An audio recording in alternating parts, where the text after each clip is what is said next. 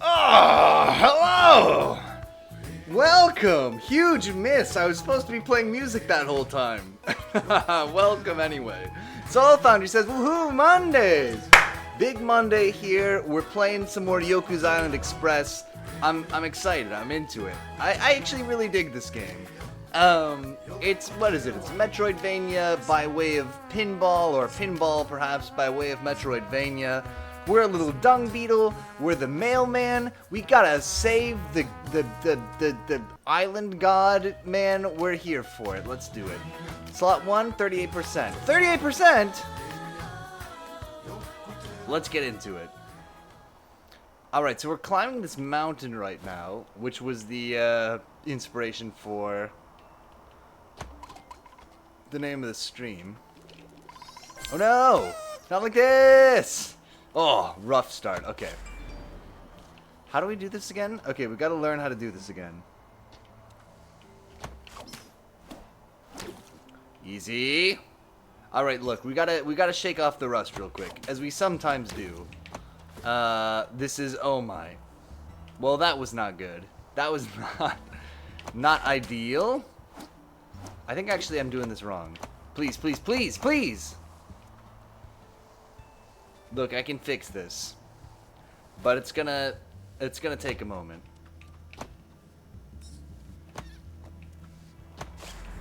Do I want this? Do I want to be here? No, I specifically don't want to be there. Nah, I'm good. Send me over here. Easy.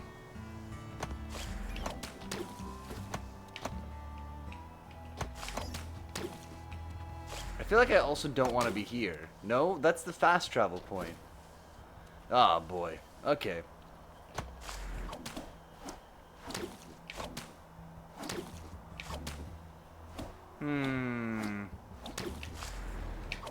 Alright, fine. No! Brutal. This game, in a way, actually very punishing. Like, it doesn't seem like a punishing game. Because, you know, we never really die or whatever. But, you know, your mistakes can really wreck you here and really set you back.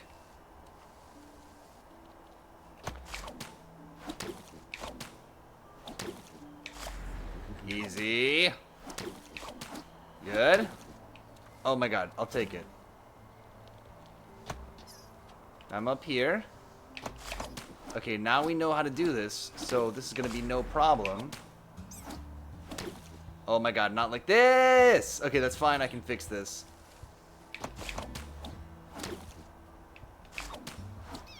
Easy. No! No! All the way back down. Oh, you do hate to see it. Look, we can do it. We just gotta shake off the rust here. I believe.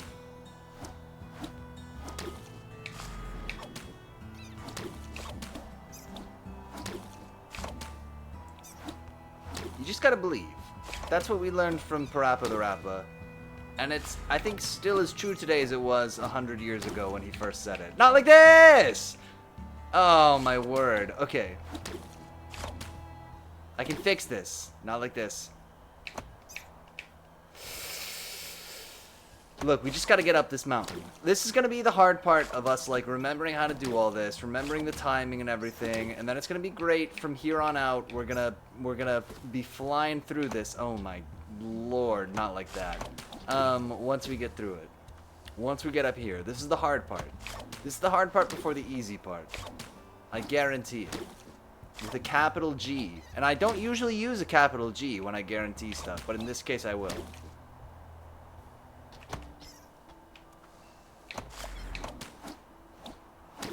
Easy now.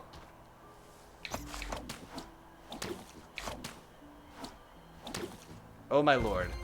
Oh, we can deliver the mail too! I love delivering the mail in this game. Somehow extremely satisfying to find a mailbox in this game. Just be like, yeah, I'm delivering the mail. Whatever. I'm the mailman. Whoo! We made it to the top! I don't know what I was expecting, but now that I'm here, it's just not what I was looking for. Oh, that's tough, actually. That's a bit disappointing. Amazing, the space monks are real. I must see the inside of their craft. Ooh, it's kind of cool in here. Is there going to be like a fun pinball part? You can tell me, game. I can handle it. Let's talk to this Kermit the Frog type guy.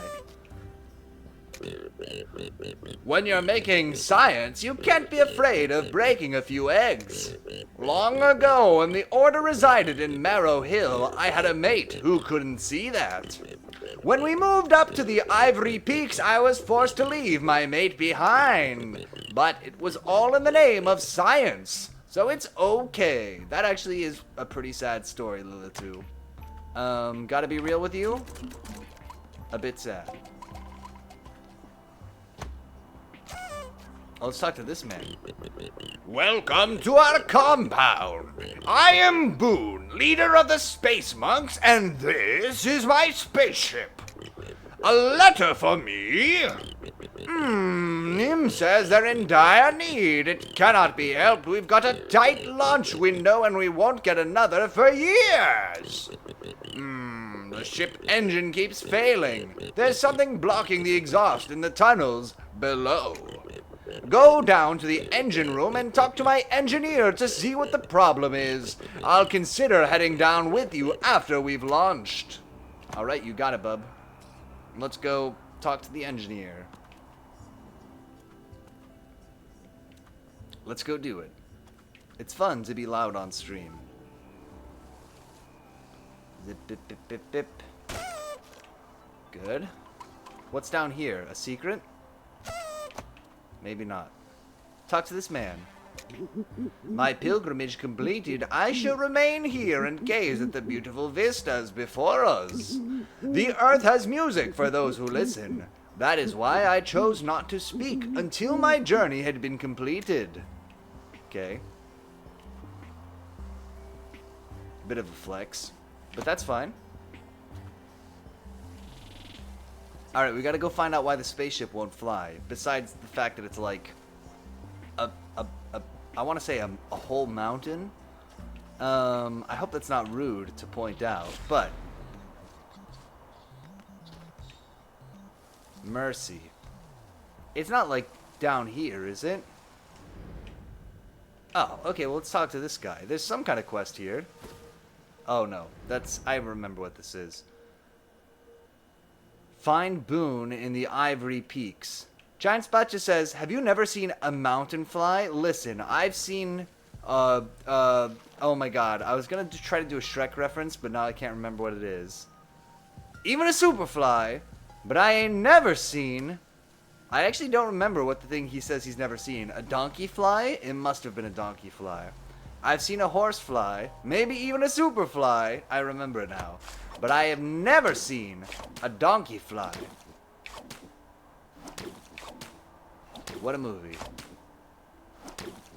Oh my god, I'm like a king at this. No! Do you remember how hard that was when I just did that a moment ago? Have you never seen a mountain fly?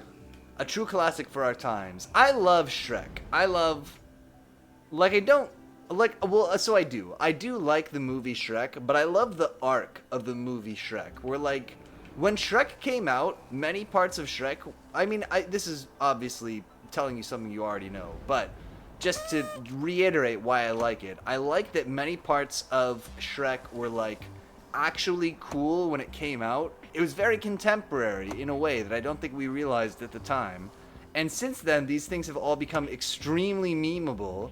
And that's a joy to me. The Millennial Citizen Kane, true. Belle says, stop that, don't touch anything. Belle, listen. We gotta talk, bub. Oh, Boone sent you. I can't figure out what's blocking the exhaust. I'm giving all I've got, but nothing's coming out. Oh man, I've been there. Maybe it's too much, like, what is it? Not fiber. Fiber is the opposite of that. I don't know. Depends on what you're eating. I'm gonna need you to head into the tunnels below and see if you can unclog it from down there. Okay, there it's open. The entrance to the tunnel is through the gate over by the cliff's edge. And here's the point. Great. Fix the spaceship exhaust. Soul Foundry says, I learned my name in Chinese today. Oh, my Chinese name is Bide. Or, actually, so Bide is Peter, but my Chinese teacher gave me the name Bo An, and for many years I had no surname in Chinese. And in college, the Chinese teachers were like, "What's your surname?" Because that's like a question you ask in Chinese. And I was like, "My surname is my real English last name." And they were like, And so I went on Facebook and I searched for other people named Bo An, and I saw that there were a lot of people named Yang or Yang who were Bo Ans. And so I said, well, that must sound good in Chinese to be named, because that first name, last name together must sound good together, because I'm seeing all of these results on Facebook. And so I just started signing my name on homework as Yang Bo An. And that's how I got my Chinese surname. That's how I did it. But what is your Chinese name, if you don't mind me asking? If it doesn't dox you to say, I'm curious.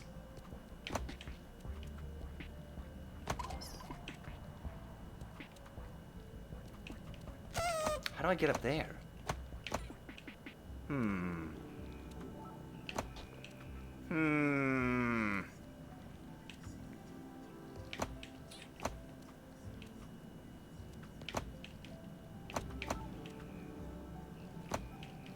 Please. I want that little man. Maybe if I... Okay. What if I come at this from like a weird angle?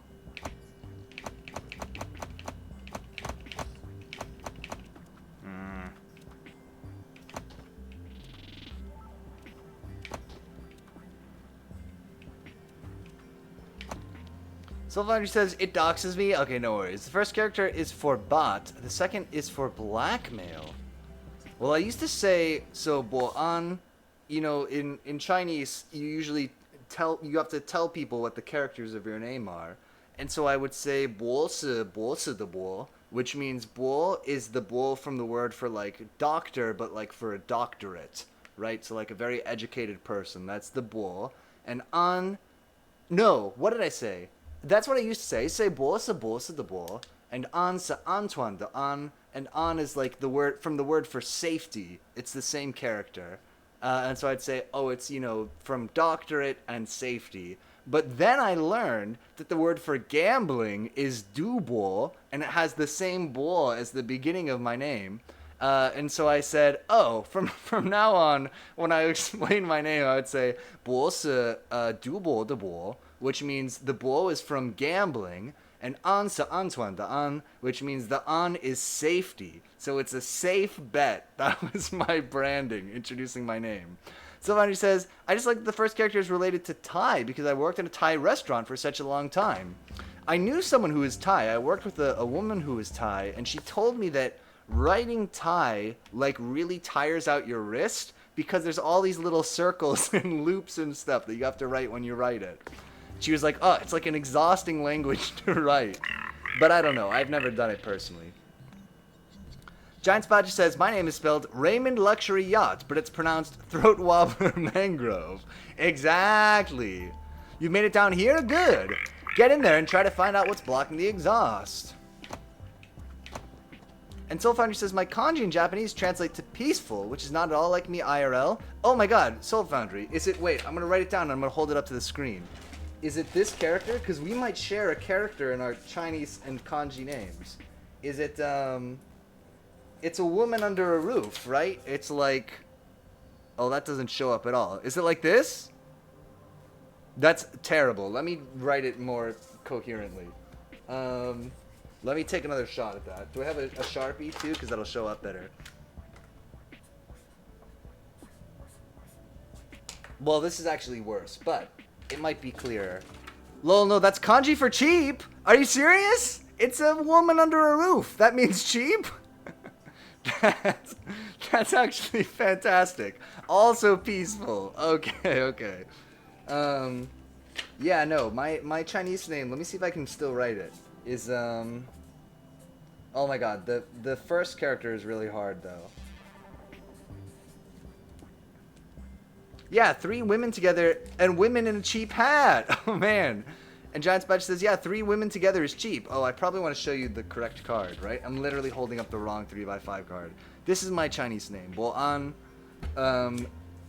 I told that to an actual Chinese person, and they were like, that name is very old-fashioned. That's like maybe a pen name that an author would use, but that's not like a real person's name. So, who knows? Brutal. 3 women together is noisy. That's not right. That's not right. Come on. There's like weird snow crabs here. I like them. But we're gonna murder them, I guess. Oh, okay. I don't know how to say that in Japanese, but I got you. That's cheap. Damn. House is a pig under a roof. Oh, it's the same in Chinese. Yeah, I know how to write it still. I can write it in, can I write it, is it different in simplified and traditional characters? I think I know how to write it still in traditional characters, which would be the same as, you know, kanji. It'd be like, oh my god, I can't remember. It's not this, but it's like this, right? It's like kind of like that, right? That's incorrect, but it's the right idea. Someone says, Giant Svacha, hi! It's good. Giant Spider says yes. Yeah, it's the same in Chinese. It's ja. Interesting.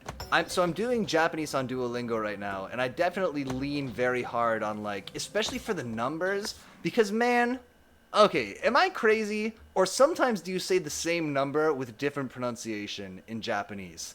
Because when they read it out to us, Piotr Bizzle says, Soulfinder says, Piotr Bizzle close enough to house. Kotoku.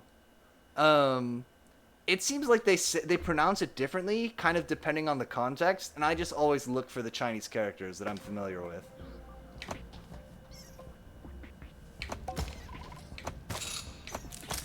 And Giant Spatch says counting in Japanese is impossible. Correct. Okay, yeah. And Pierogi Friend says, aren't there like a gazillion different ways to count depending on the type of object being counted? That's the same in Chinese. There are measure words, we call them in Chinese. We call them. They call them, I should say. I'm a bland white person. So like depending on the kind of object, but there's one kind of that you can usually get away with. It's like a general purpose. If you say ge, if you say like sang ge, shama shama shama, like that's usually will cover you. But there's a few words that like really must have their correct measure word. And John Special says, yes, you have counters based on the type of object. Oh, by the way, welcome, Pierogi Frenzy. And Silver says, Tomato Yasashio. And the sound of the number changes based on the sound of the counter object. That's maddening. I can't deal with that. Silver says, Hitotsu, Futatsu, Mitsu. What's like an example in Chinese? I could probably tell you. If you say, okay, here's a great example. So the word for a song is ge, and the measure word that you kind of use for everything is ge. And so it would be weird to be like I ge ge. So you really have to use the word I shou ge is the measure word for a song. And I remember when my Chinese teacher was teaching us this, she was like, "Oh, shou and ge, 你两个字他们结婚了," which is like these two characters, they're married, they're wedded to each other. You have to have these two together, which it stuck with me. I remembered that she said they were married to each other. And Giant Spatch says, anyway, only memorize the universal counter too. Okay, same idea, right? And Solar says, it sounds crazy until you remember in English we count crows and murders. True. And Giant Spatch says, and then be like, Suma Masari, I'm a foreigner. Right. They'll know what you mean. Come on.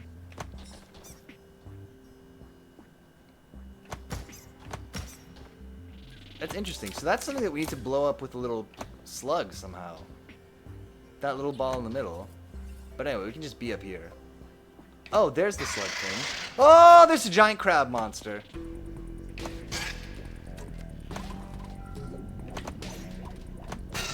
Kill him. Murder him.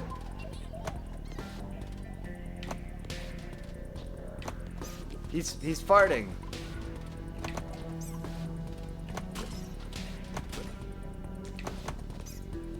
Okay, we gotta blow him up.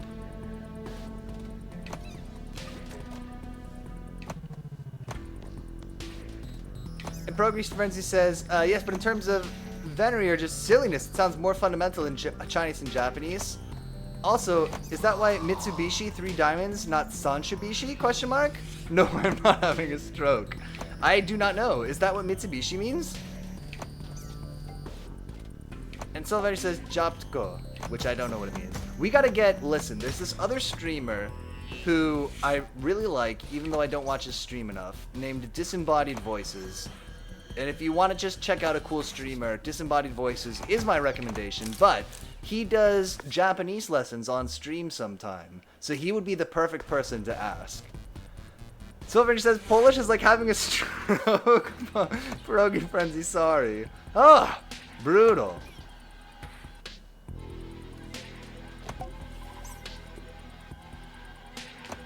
I'm legit trying so hard to learn it. You can do it. You just gotta believe. I gotta get the little slug. Okay, here we'll get it. No, we won't still. I gotta send it up. Oh, it's gotta be perfect, doesn't it? Pierogi Frenzy says, oh, and Soulfinder says, I would do a learn Polish while gaming stream and be the first person to have a negative viewer count. Listen, we played Geneforge on this channel, so I think I beat you to it. God, I love Geneforge, but that was not... When I think of games that I liked to play but were not good to stream, Geneforge just springs to mind. Bam! Anyway. And Soulfinder says, Pierogi Frenzy, I would be your dedicated viewer. Aw. Do we learn what counts times you fell in the brambles? We don't know yet. It's still a secret to everybody. No! But it is definitely keeping track, and that makes me super nervous that we might get some kind of bad ending here. No! Hit his legs. Hit his other legs.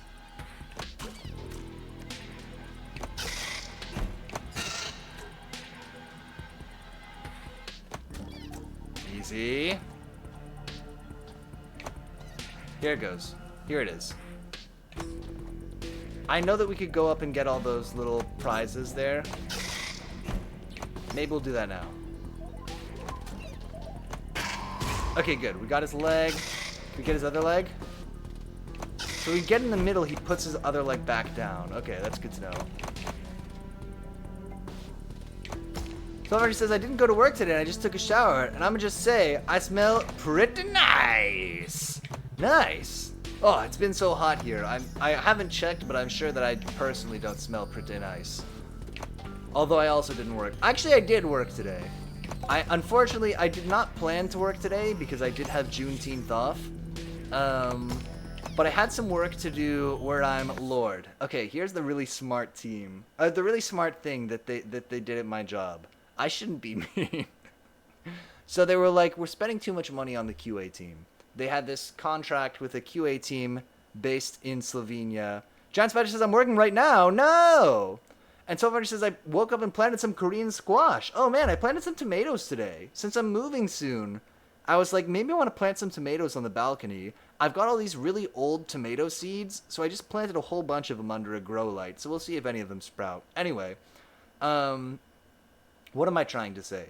The company that I work for was like, we're spending too much on the QA team that's based in Slovenia that we have a contract with. So we're gonna cut way down on the number of contractors that we have working there with this company. And so they went from like 12 people, I don't know what it is, but it's less than half the number of people that they had. And now there's not enough people to do QA stuff. So the American and UK employees who cost way more are doing QA stuff. And so I had to do some QA stuff today because I had to QA something that, like, you do a thing and then a day later it sends you an email. And I needed to kick that off today in case there are problems with it. So that's how I worked on my vacation. I guess if I'm working on my vacation, I guess it actually doesn't probably cost them more. But generally speaking, it's a bit suspect. Soulfoundry says, I threw some tomato seeds in my compost bin. My compost bin has potatoes and onions that have decided this is not a compost bin. This is a growing medium, they said. Ugh, you're getting some volunteers, potatoes and onions. That actually doesn't really... I mean, potatoes and onions I feel like pretty resilient plants as they come. I'm not shocked that they're hanging in there.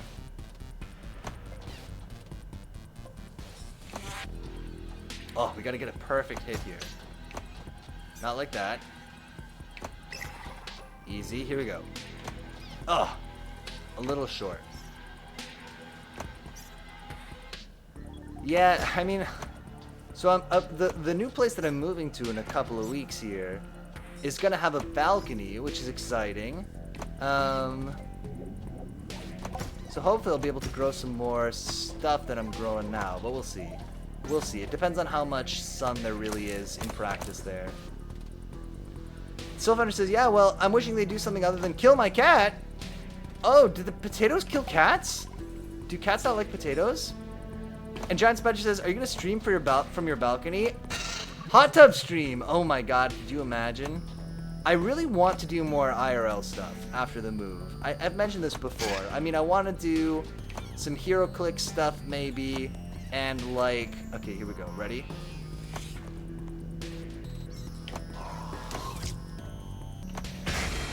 Bam! Oh, I see the health bar is counting up. That's pretty weird. But yeah, we could do some stuff from the balcony. Probably. I just need to make sure that it's not going to dox me to do something from the balcony, but I don't think it will. And Salvador says, yes, onions also kill cats. I had a heart attack the other day. The plants have been moved. I have a bucket of death for my cat, apparently. Oh, jeez. I've actually heard that onions are bad for cats. It's because it's dangerous for dogs, too, right? And potentially more so because dogs, I think, are less discriminating about what they will randomly try eating. It's like it's poison to both of them, but a dog is like more likely to eat something that's poison. Potatoes are nightshade. Oh, okay, that kind of checks out. I guess tomatoes too, right? Although, and I don't know if this was unhealthy, during the pandemic, I was growing big tomato plants in my apartment, and I was eating the foliage of those plants. When I looked it up, and it's like, hey, it might be a little bit poisonous. Don't eat like a whole salad of this. But I was just eating like the little leaves and stuff that came off. I think I'm fine. Okay, here's a slug. Can we get that slug? Yeah, like tomatoes. Okay, yeah. And Program Friend says, you gotta make that work request a hard no, my bizzle. No work on vacation. They don't pay you overtime. You don't work overtime. True. I gotta do it. The truth is, the reason I have to do it is because our release process for my work is such that if it doesn't get done this week, we have to wait 2 more weeks to do this thing. And it's just, and like, in a way that's not my problem, but like, it is my problem. It shouldn't be my problem, but it is, and I will be blamed if, you know, the QA for this doesn't go through because I didn't do it on this particular day. And Program says, wow, that was clearly the wrong face. Giant Spider says, send me your dot files. Wait, dot files? Isn't dot files like a graph? Oh, now I'm confused. And Program says, I just googled raised fist emoji like a goddamn old idiot and didn't even copy what I found. It's fine. Listen, emoji, it's tough. It's tough. I feel like an old man using emoji, I admit. Soulfinder says, it's raining hard here today. I'll send you the cool weather your way if you send the sun here. Oh my god, I would do that trade. Oh, Giant Spider says, no, it's for Progy Frenzy for his Vim setup. Bad paste. Oh, I see. Gotcha. Why would you need a Vim set? You just need a .emacs file, right? I'm so confused. Why would you even need something for Vim? That's so weird to me. I should have got that slug. We need to lick that slug. And Soul Foundry says, also, I have 2 more buckets of dirt that need plants. And more plants! This is actually a real problem in my life. Again, not to keep talking about my move, but here's some more news about my move. Which is, I have like a great big, like, maybe 2-gallon paint bucket that is just full of soil right now. And maybe some composty type plant clippings and stuff. And I'm like, am I gonna move a bucket of dirt to my new apartment? That seems crazy. So I gotta decide what to do with it. But then I'm like, what am I gonna do with a big, huge bucket of dirt? Am I gonna like sneak off to a vacant lot somewhere? I guess I am. I guess that's what I'm gonna do.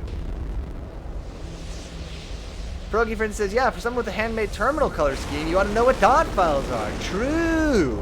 And so it says, and more plants. Giant Sponge says, see, OMG, move the bucket of dirt to your new apartment. I kind of want to. It's got like my old plants kind of decomposing in it.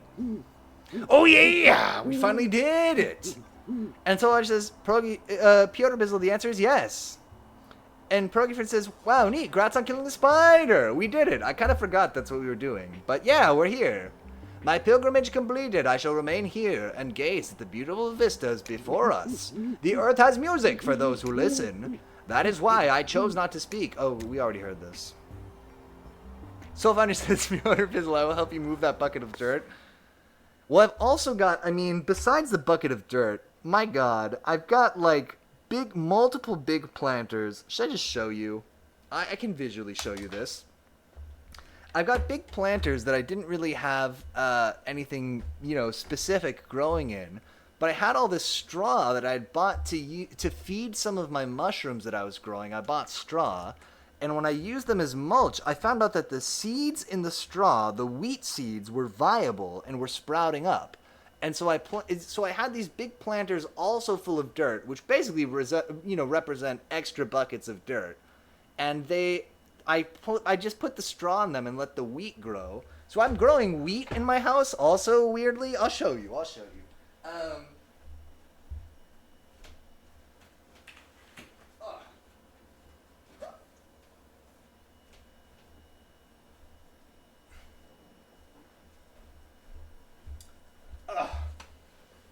So, like, in addition to the literal buckets of dirt that I have, I also have, like, basically a bucket of dirt that just has, like, wheatgrass growing in it. And I have multiple of these. One that has just, like, wildflower seeds growing in it. I got, like, a seed mix that's supposed to be, like, for a cover crop. So, really, we're talking multiple buckets of dirt. It's a bit silly. Pierogi Friend says, move the bucket and insist on calling it my bucket, or, oh no, it's my bucket. And Giant Spider says, I will not help personally. Understandable. Soulfinder says, I have so much dirt here. I'm going to post it to the plant Discord. Please do. Please do. Anyway, here's my wheat crop, question mark? My wheatgrass that I'm growing. Ugh. Here we go. We'll be right back.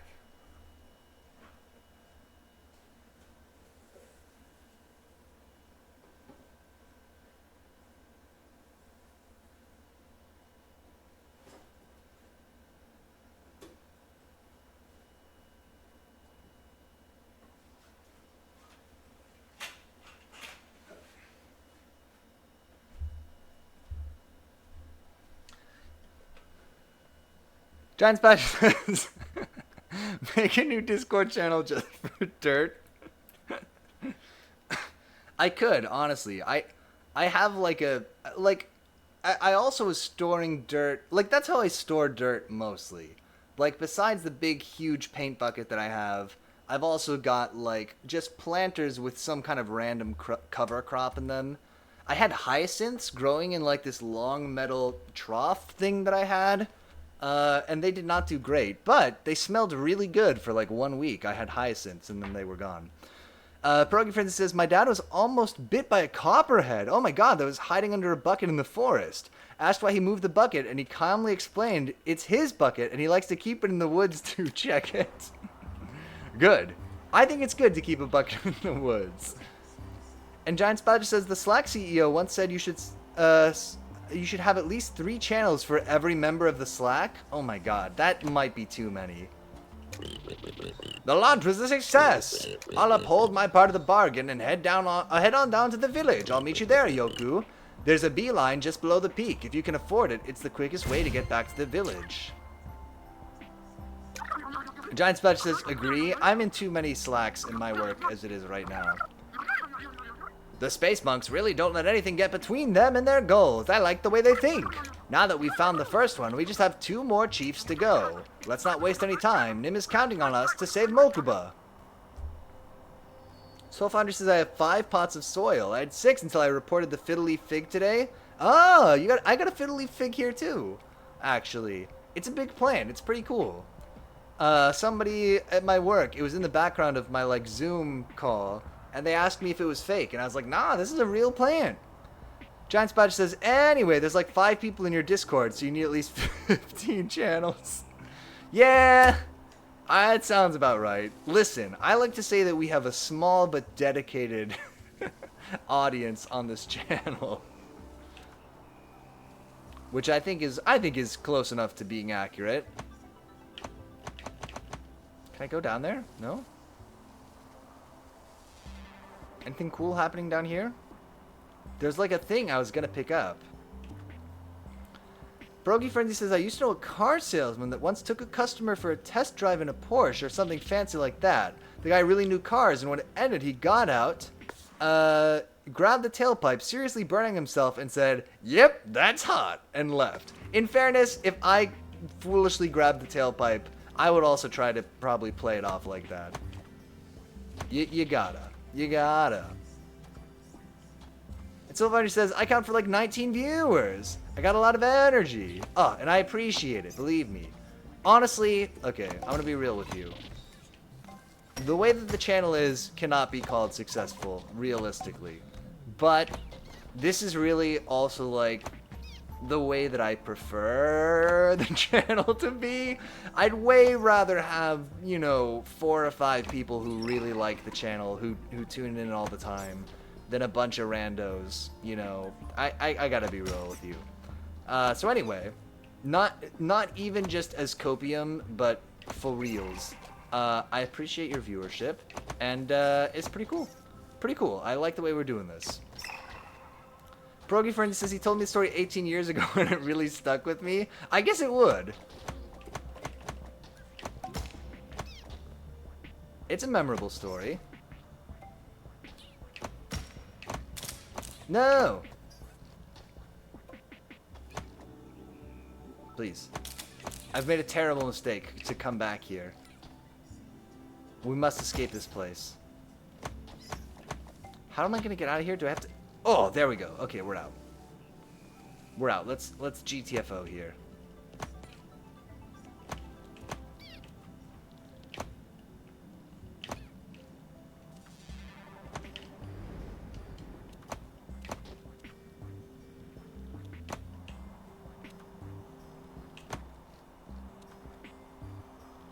Roll it.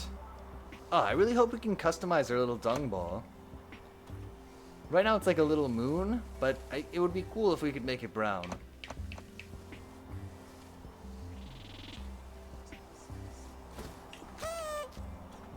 Okay, so we're supposed to go back to the village now. Let's see if we can do that. I think if we go over here... Whoa! We might land on the thing. Oh, look, there's a special place there. Oh, we're going there. Oh, nope, I give up. Maybe. Progy Friend says, would you touch a dung ball? I would certainly not. I pick up dog poop a lot of days, but I don't touch that with my hands, so I'm gonna say no. So far says with what? That's a crucial question, yeah. Not with my bare hands, I don't think.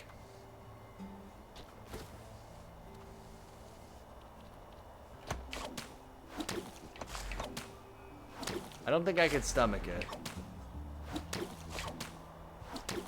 No, that's fine.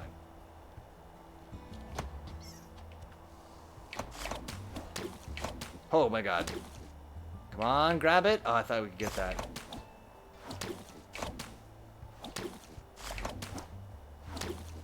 Easy. Nope. Try again. Oh, yeah! Do I have 10 guys? Nice! Giant Spatula says a 39.5-foot pole. A 39.5-foot pole! And Sylvester says, I can barely pick up my friend's dog poop with a baggie.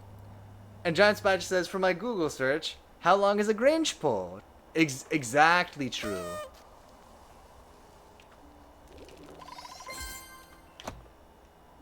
What's up here? We found. Oh, we can deliver the mail! Yes! Fantastic. Is the Grinch song... Look, it's a crowded market. Is the Grinch song in the top... Oh, we're gonna have to do a tier list, aren't we? Put a pin in it for the holidays. We'll do a tier list of the best holiday songs. Because the Grinch song has got to be up there. I mean, that's a solid one. Mr. Grinch. Giant Spatch says, yes, S tier. You're a solid one. Selfish says, fight me. And Giant Spatch says, include the song from Love Actually, please. It is kind of a Christmas song. Thank you so much. I've been frozen up here for days. I came up here to meditate with hopes of becoming enlightened. I thought maybe the space monks would take me in if I was smarter. But all I ever managed to achieve was knowledge of trivial things. For instance, I know that you've collected 2,239 fruits. What a waste of time. I'm going back down to my village. Come and see me if you ever need my powers. Okay, cool. So now we can count stuff. So Foundry says, Giant Spatula, we just got over Love Actually. It's a great movie. Giant Spatula says, what other songs have only specific measurements? Oh my god, I can think of one, I bet. I mean, 1,000 miles, both by the Proclaimers and by, what's her name? Piano Through the Streets woman. And Giant Spatula says, I will never be over Love Actually. To have a specific measurement. Specific measurement. Vanessa Carlton. Yes! Ugh. Good for her. You get it, Vanessa. Get that money. Honestly. I don't know what money there is left for you, but get it. And Progy Friend says, oh, the opening song from Rent. Oh, true! 525,600 minutes. And then they did the version in The Office where there was the number of minutes of, I don't know, maybe the episodes or something? Maybe the number of... I don't remember what it was. But they did a version on The Office. 900!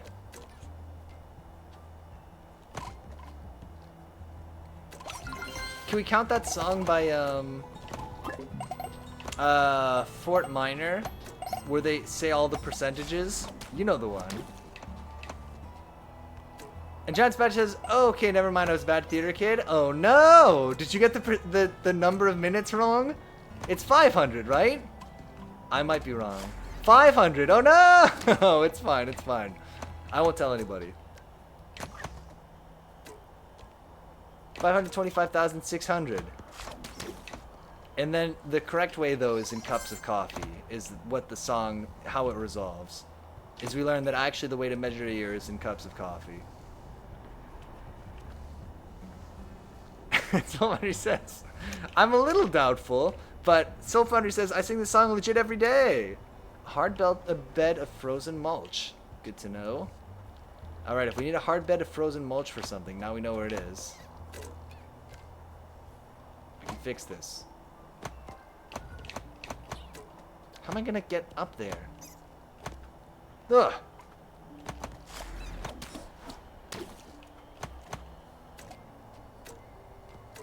Oh my word.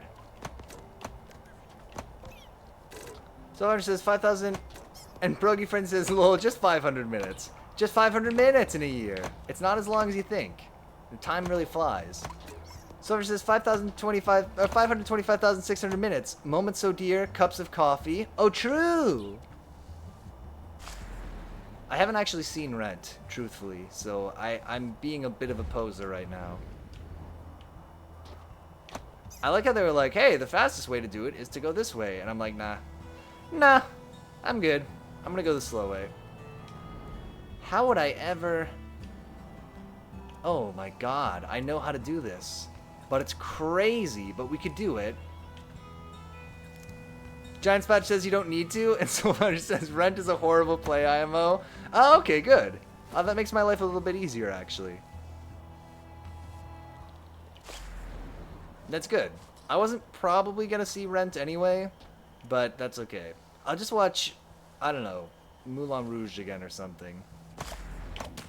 Maybe I'll watch the new West Side Story. I kind of want to watch... Is the new West Side Story good? As a kid, I really loved West Side Story, so I'm interested, but I don't know. I don't know if it replaces the old one. And I'm worried I'll just regret it and want to watch the original again. And, but you know, the original movie version. Giant Spatch says, watch the third season of Kaguya-sama where Shirogane learns to rap. Oh my god. And Soulfighter says, my musical as a kid I think is Grease. That's not a bad choice. With old, oh, what's his name? From the Pulp Fiction. Well, I give up. We're not going to get that collectible. It's fine. Progy Friend says, they filmed some scenes for that behind my apartment. I saw Keegan-Michael Key from my kitchen window and ran into Spielberg on the street. Oh, wow, because I was trying to make that happen. John Travolta, yes. And Giant Spudge says, my musical as a kid was Cats, and I'm not taking feedback at this time. Good, good, good. I can't blame you. Soulfighter says, Giant Spatula, memories. I actually have not seen Cats either. I'm waiting for them to release the butthole cut of the Cats movie. Once that comes out, then I'll be in. You heard about that, right? At some point, I don't know if that's true. At some point, the Cats were gonna have buttholes. Is that true? That can't be true. Oh, I'm a child. Smash says you don't need to see Cats. Someone says, also, he said the butthole cut. I didn't. I was definitely going to ask. And Smash says, you definitely do not need to see Cats 2019. Okay, fair enough. And Hoagie Friend says, I did Giant Spatula. Hi. In theaters? I guess that's probably the way to do it. Oh. Not a bad way to go. Although a potentially terrifying experience. Listen, I've talked about this before. I'm not really... I shouldn't tell this story on stream. I'm not really a drugs guy, and one of the reasons that I'm not a drugs guy is one of my early experiences being high was watching the Jungle Book live action movie and just having a terrible time. So that's my related story. Giant Spider says, I saw it at a yell-along, which was pretty good. Someone made someone else apologize to Dame Judi Dench in the movie. Someone says, OMG, and Giant Spider says, no. Not the way to do it. Everything about that sounds bad. Yeah, that's pretty much it. And Solar says, also, oh, we're back in the village. Froggy Brother says... No way, man. One of the cats takes off fur to reveal a different fur outfit. WTF, man. I gotta tell you, when I got the summons, I wasn't convinced about this Godslayer Jibba Jabba, but that's the mark, alright, which means that either this is a very well thought out prank, or the ancient prophecy that the Unders always brood about might actually have some truth to it. Either way, I'm thankful you brought this to my attention, Beetle. Maybe if we got the other chiefs up here, we'd be able to sort this out. Solver says, I'm related to King Louie from the animated Disney version. Oh yeah? And John Special says, oh yeah, Jenny Anydots. And Progy Friend says, that Railway Cat song is sick though. I don't know this reference. And Solver says, Louis Prime is my great-grandfather's cousin. Ah! And Giant Spatch says, I don't know Cats references. Skimbleshanks is the bomb. He was my favorite as a kid. And Progy Frenzy says, and the actor has the most beautiful body of any man who ever lived. Good. I guess we can go over here. Find Spina in the boiling underbelly. And so on, he says, it explains why I'm such a great singer. Oh, man. And Giant Spider says, I can address any cat by name. Don't try me. Oh, my God. I believe you. Frankly, I believe you. Yo, talking of live-action remakes, I watched the Little Mermaid remake this weekend. It's pretty good. I mean, the original Little Mermaid is such a good movie, and so it's just like all the things that were good about it before are still good. But I think Lin-Manuel Miranda was contractually obliged to put in a terrible Lin rap, and it's bad. Giant Spider says, why though? It was good. It's good. It's a good. You know, I truly don't think that it replaces the original, but it's all right. It's just like the original, but with a bad Lin rap. And they tried to do more stuff to characterize the Prance, you know, and like he's still a big old dork, but like they tried, and that's something. To be like, why is Ariel in love with this person? Oh, they have all this stuff in common with each other. It's kind of nice almost. I appreciated what they tried to do. In conclusion. Also, okay, but the most distracting part of that movie, seriously, I gotta pause to tell you this, was, so the big Poseidon undersea god king, whatever, Triton comes out, and I'm looking and I'm like, wow, the guy who's playing Triton looks a lot and seems a lot like the dude from No Country for Old Men. And then there was like another scene with him, and I was like, is that him? Is that the dude from No Country for Old Men? And then as the movie went on, I was like, it was so distracting. I was like, that's definitely him. Why is he in this movie? Why is he in this movie playing this part? Why? But it's him. I looked it up afterwards. I went on IMDb. It's Javier Bardem, not Tommy Lee Jones. No, the scary guy. And it's him. It's crazy that it's him, but it's literally him. And like I looked it up on IMDb, he has this whole other career, Javier Bardem, yeah, besides being in that movie. But my lord. John Spatch says, I once saw Lin-Manuel Miranda across the street from my office. I was carrying an anime bag and you could see the fear in his eyes. He knew not to mess with you. Isn't that Spanish for Joshua? Maybe. I don't know. Truthfully, I'm not sure. And Progy Friend says, Lin-Manuel high-fived me. Oh my gosh. You can't wash that hand now, you know. That's an important hand now. That's a piece of history. I hope you haven't washed it since then.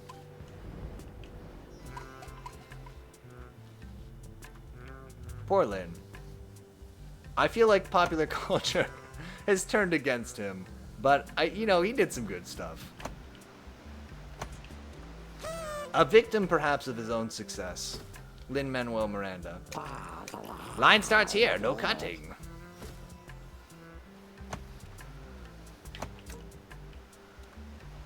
Giant Spatch says, did he, though? He did. Oh, look, they cheated, and they made me get stuck there. Do good stuff? He did Hamilton.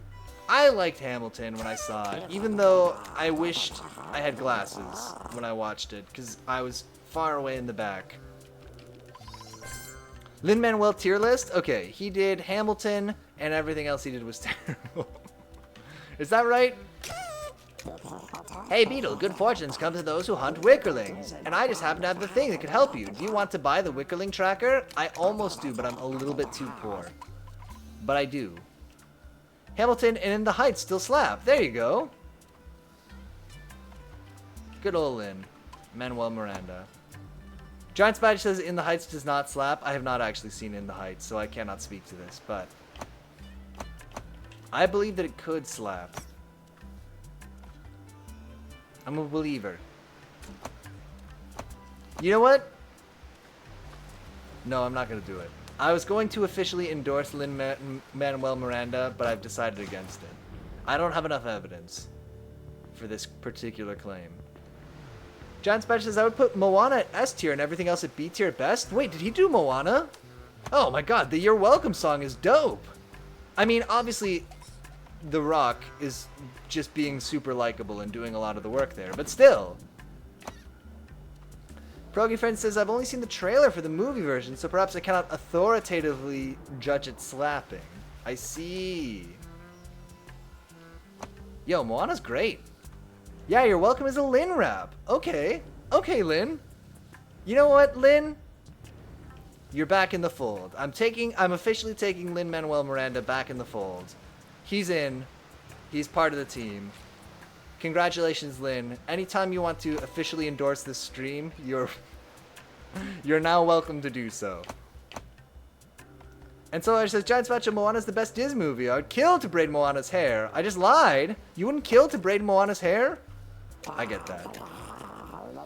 Okay, well, I'm lost. I don't know where to go now. I'm trying to go over here, and the game is like, nah, don't do it. Nah. Tangled is the best Disney movie. I've only seen Tangled in college, speaking of braiding, and I had too much to drink, and so I have, basically, this is actually true. When I watched Tangled, I was at my friend's dorm, and I had too much to drink, and we watched in, like, their dorm common room, and I fell asleep there, and nobody bothered to wake me up or anything. And so I woke up in the morning in this common room that I'd never been in daylight, basically, and was completely disoriented. I was like, what? Where am I? What is this place? Am I dreaming still? It's very weird to wake up in a place that you're not used to. So I don't know what happens in Tangled. It's Rapunzel, right? I don't know. Noodle says, woke up definitely covered in penis. No, it was fine. Soulfinder says, Soul is the best movie of Disney, but Moana is the best Disney princess movie. And Giant Spider says, okay, so you've never seen Tangled is what you're saying. Yes, that's true, correct. And the Wisebird says, who else is endorsed by Piotr Bizzle? Oh, easy. So it's Lin is in, after being briefly out. Lin's in. It's Lin, Nick Cage, who's Stanley Tucci, I want to say...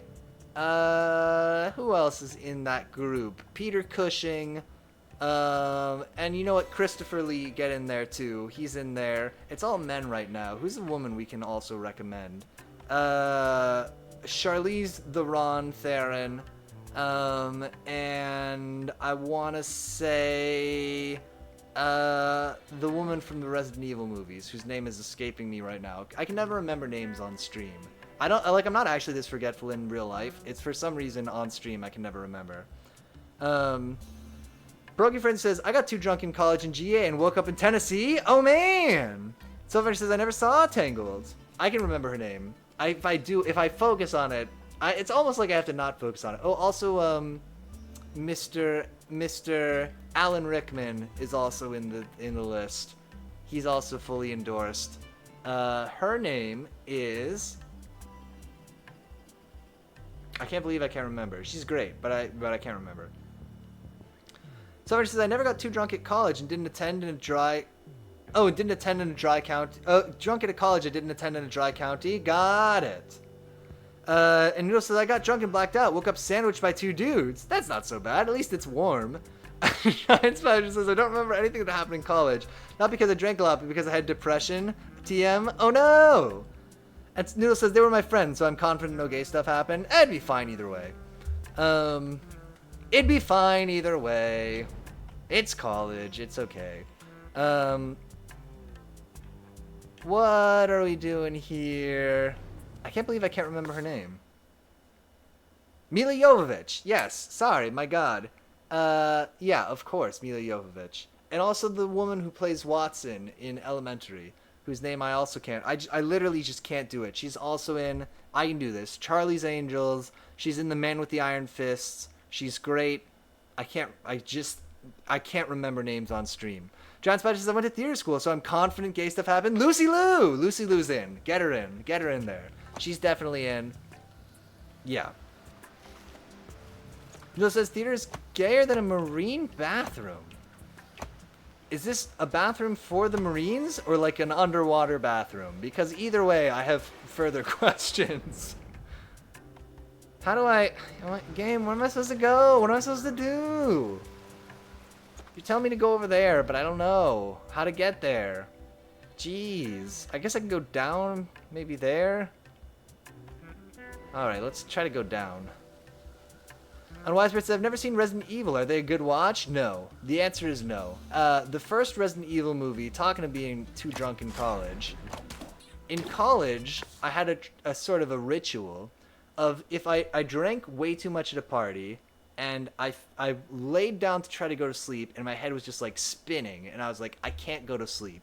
I would fill up a big water bottle full of water and watch all of Resident Evil. And I'd be like, no matter what, I have to drink this whole bottle of water and watch all of Resident Evil before I go to sleep. And that was my resistance to being hungover.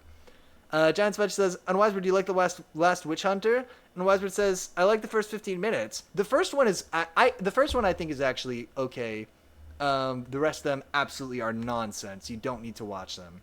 But the first one's okay. It has a good twist, in my opinion.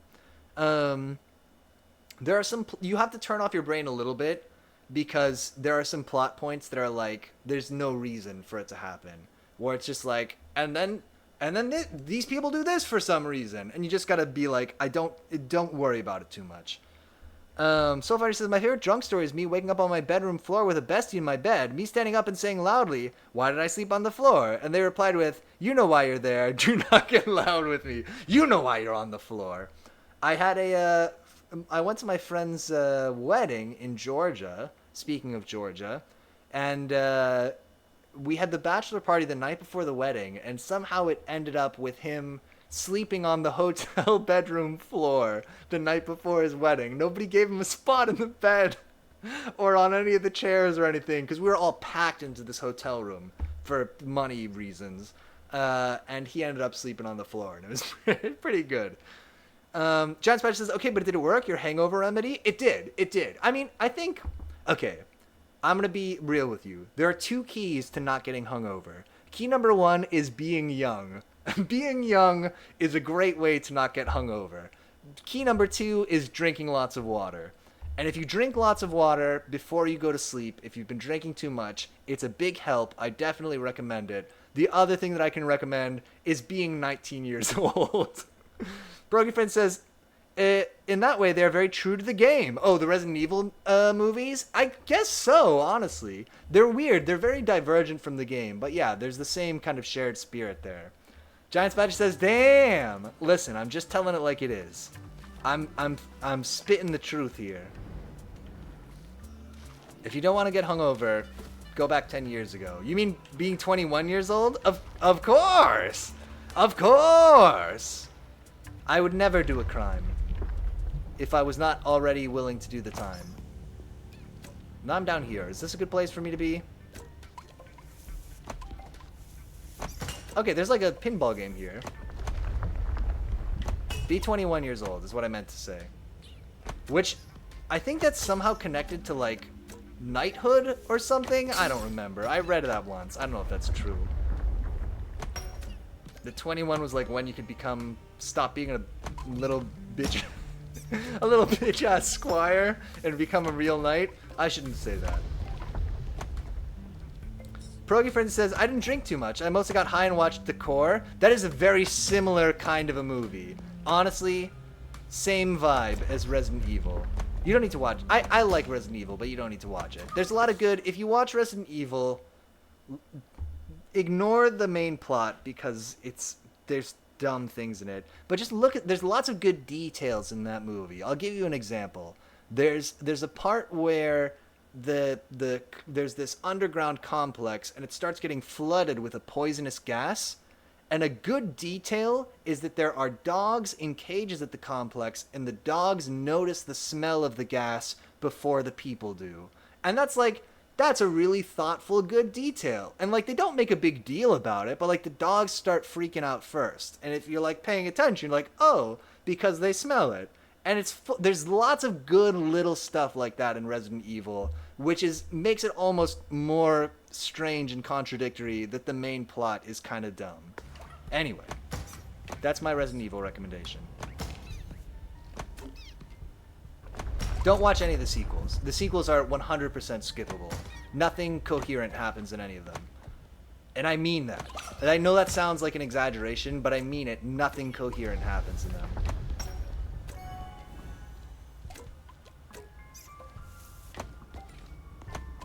Anyway. Now we're all on the same page vis-a-vis Resident Evil. I haven't seen the core, though. Is the core worth seeing? Probably not. If I had to guess. Alright, we got some slugs going. And Progy Frenzy says, Lord, no. Fair enough. Will that blow up? No. We got a slug attached still. Ah, bummer. It's gonna pop soon. Well, I don't want to go up here.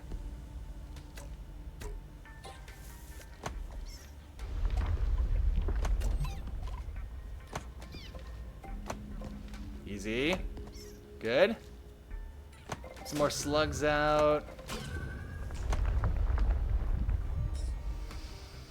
Good to know. Alright, I'll skip the core. Bam, that's good, but that's actually not totally everything that I want to do. I want to get that Wickerling, too. We can do it, it's just going to be a bit of a pain.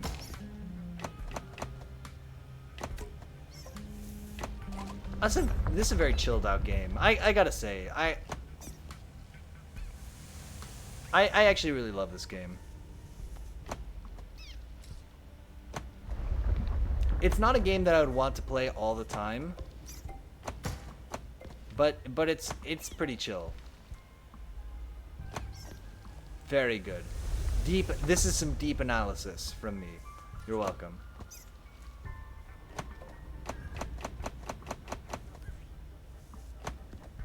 Ugh. Sylvester says there's no Peglin. No. Yeah, I think that's actually, like, even though that's kind of a joke, I think that that's honestly a good counterexample. Like, Peglin is a game I could play anytime. If you were like, hey, want to play some Peglin? I'd be like, yeah, of course. It's a good game. Whereas this, I think you got to be in the mood. Oh no! Oh no! We're gonna find out that it's 50 now. Is it 50? Oh my god, in a secret cave. Also, have we done FF10? We've only done FF7.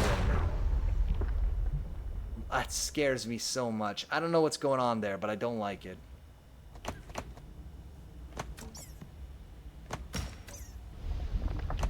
Oh, that wasn't close enough to the slug? Bummer. Here, we're gonna get him here. Easy. Easy. Easy. We got this, we got this. Sylvester says, I really cried through FF10. Oh, man. Bam! We got it. Now we just gotta get that Wickerling. We gotta go shoot up there again. Sylvester says, the core of the Earth. I'm sort of familiar with the premise of the core. But let me get the recap here. Okay, we got the Wickerling. So now we can get GTFO here. Good. Oh, good. We're down. Let me try to get the ball to a safe place. The core of the Earth has stopped spinning. Some ding-dongs have to set off some nuclear bombs near the core using a tunneling machine worm thingy with a crew, and it stars a lot of people that should have known better. Giant Spider says, I cry listening to the music, though. And Giant Spider says, don't play any FFs, you won't like them. I do kind of believe that. I believe you, unfortunately. Even though I want to know who all the people are when I watch Legendary Frog cartoons on Newgrounds.com. Or LegendaryFrog.com, if you're a true believer. Even so, I do sort of suspect they're not quite my jam. Giant Spider says, good reference. Remember when they did the Chocobo song, whatever remix, and it was just a bunch of Final Fantasy characters? Chocobo, Robo Voice, whatever it was. So it says, FF10 is great. I didn't think I would like it, and I loved it. And Unwiseman says, OMG Academy Award winner Hilary Swank. Hilary Swank's also officially endorsed. Hilary Swank, get in here. You were the Karate Kid. You were in, I want to say, Insomnia, starring Robin Williams and Tony Montana, good old Al Pacino. And she was pretty good in that movie. Giant Spider, Unwise says in the core. And Giant Spider says, I do. It lives rent-free in my head. Stanley Tucci was also in The Core?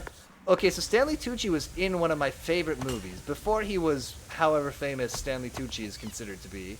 Stanley Tucci was in a movie by... We've talked about this movie before. Uh, I think it's Romero. We got to bring this up. A movie called Monkey Shines, whose premise I will explain for not the first time on this stream. Monkey Shines, IMDb. And it also has the guy from Chicago, I want to say PD. Window capture. Give me the old Microsoft Edge. Okay, great. Monkey Shines. Stanley Tucci is in this. The Jason Beggies. Okay, this guy's in episodes. Stanley Tucci, there he is. Dr. John Wiseman. He's the bad doctor. Okay, so this is a great movie. Monkey Shines is a movie about a man. George Romero. Yeah, okay, great. Oh my god. I'm going to just explain the premise to you. Monkey Shines, forgiveness if you've heard it before. Monkey Shines is a movie about a man who becomes paralyzed from the neck down in a terrible accident. A car hits him while he's jogging. And his life becomes very difficult. He really struggles. His mom moves back in with him and has to take care of him and like give him a bath and everything. And his experience, with this new disability is like very humiliating for him. And he's having a really bad time. So, meanwhile, his friend is a grad student at the local university. Oh, also this guy's a law student. It's not very important, but that's just some context. His friend, meanwhile, is a grad student at the local university, and he's doing this weird research where he's like giving processed human brains to monkeys, to chimps, to try to make them smarter. And the university is like, we hate your research. We're going to shut it all down and we're going to destroy all the monkeys. And this guy's like, you just got to give me more time. I believe this is going to work. It's going to make the monkeys smarter. You just got to let me. And they're like, no, we're getting rid of the monkeys. Okay.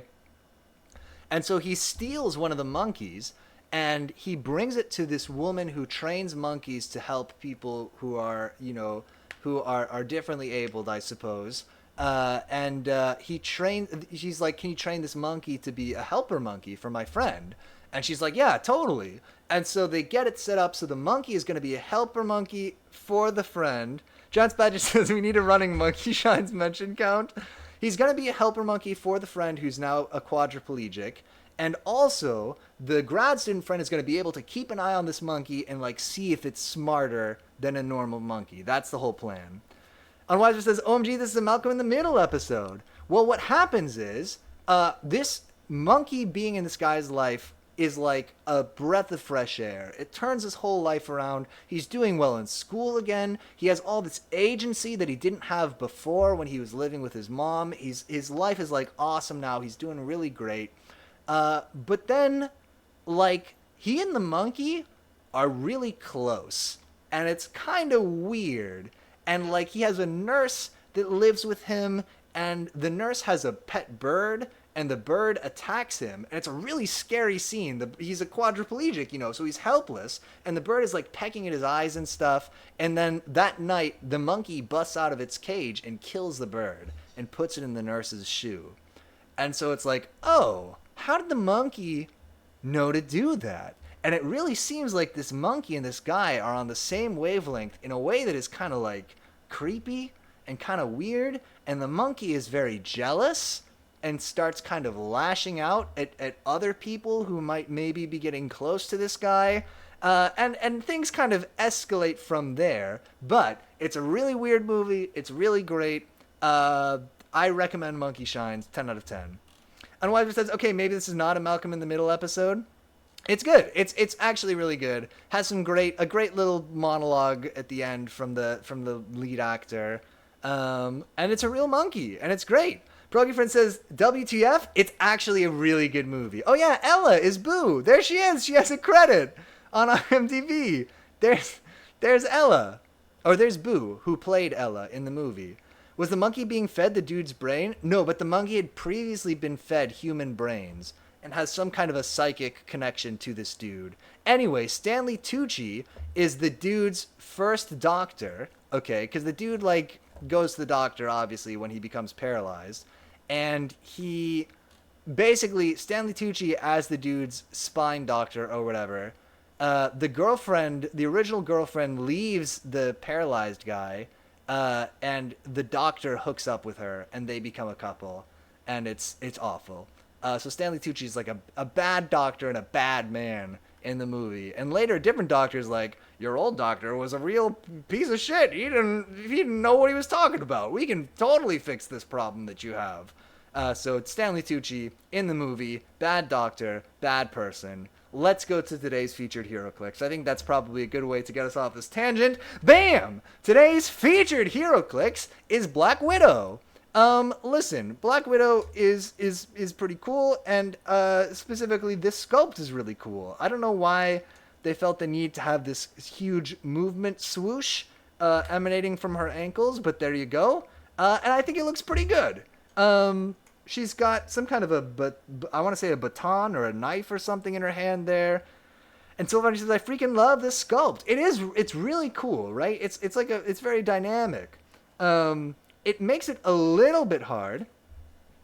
Giant Spatch says, oh, my professor was the costume designer of Monkey Shines? I'll be real with you.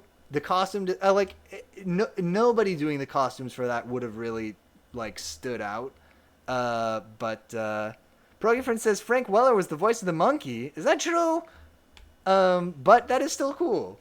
Anyway, this sculpt does make it a little hard to compare to our standard size Karen to try to tell how tall this person is. I mean, we could do like a diagonal, but I think it's just going to be a wash here. There's no... Science has not advanced enough for us to tell how tall the Black Widow is compared to our standard size Karen. Unfortunately, our techniques are still crude compared to the problem at hand. But it's a cool sculpt. Obviously, Black Widow is one of the Avengers. That's why she has that little A symbol there. More importantly, Black Widow is 50 points, and also, she is today's featured hero clicks. So, now you know. And Progyfriend says 1988, and yup, still Frank Weller. Welker. It's Welker all the way down for cartoon and animal movies. There you go. There you go. The monkey had a voice. Oh, we're down here again? Bummer. Okay, wait. I gotta remember how to play this game! I forgot I was playing a game! Mercy. Okay, we're back. We're doing it.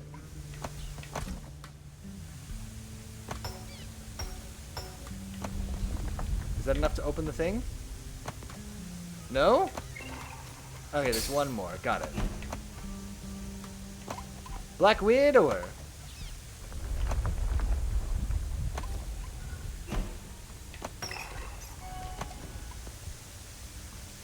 Giant Spatula. The last movie where I looked up who the costume designer was I watched the movie To Catch a Thief, and I was like, I gotta know who did the costumes for this movie. And it was Edith Head, who I guess is a famous costume person. I was not previously familiar with her work, but I read her whole Wikipedia page after watching that movie. So I do have an interest in costume design. And Giant Special says, oh, that has to be Edith Head. Yeah! It's pretty cool. Good costumes in that movie. Seriously. Was it a great movie? Other than that, it was okay. It was okay. It feels like a movie that was more relevant at a time when it was harder to travel the world and go, I mean, not that I've been to France, but it feels like the purpose of that movie is you are a 1960s or 50s person in America who will never go to France. Here's your little taste of France. And John Spatcher says Edna Mode from Incredibles is based on Edith Head. Oh, that's kind of cool, actually. That's a nice little bit of context, really. I see.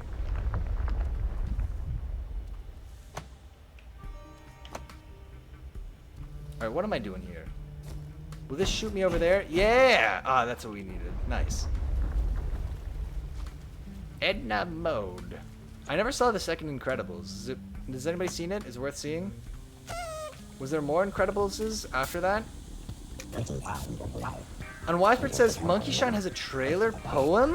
What? The pressure is too high, the underbelly is about to blow, and when it does, it's going to take the hideout with it. My troops are ready to hop in, but they can't do it on their own. You got to get in there and do something about it. A Giant Spatch says absolutely not. Okay, good. Alright, good to know. You heard the boss. It's time to jump. Let's move it. Geronimo! There the guys go. And they're opening up that place where we were blocked before. Hurry, Beetle. I can't hold on much longer. Oh, no. Oh, no. Sorry. We got... Oh, my God. The stupid thing where... it switches focus away from the game is what just happened. Alright, we gotta get some purple crystals. Giant Spatch says you should watch What a Way to Go, which is also Edith Head. I kind of would, honestly. Like, What a Way to Go. Okay, I'll keep that in mind. Seriously. Proggy Friend says, is she like the goat of costume designers? Maybe? That was kind of the impression I got from the Wikipedia article. Oh, I see what we gotta do there.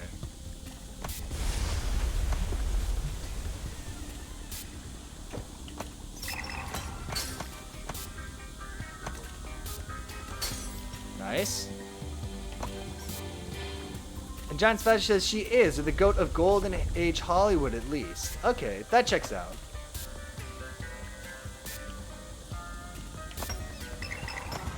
Bam! Open. That pinball section, relatively speaking, was not so bad. Except for I just got brambled again. I've been brambled! No! Twice brambled.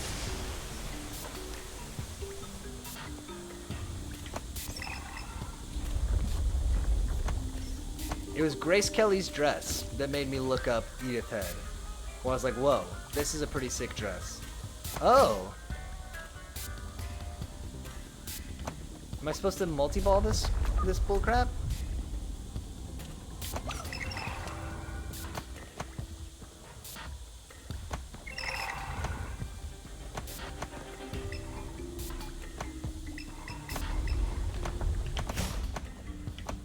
Uh-oh. Here comes another one. Yeah, I guess we gotta block up these little things here. Oh my gosh. I've hit the wrong buttons.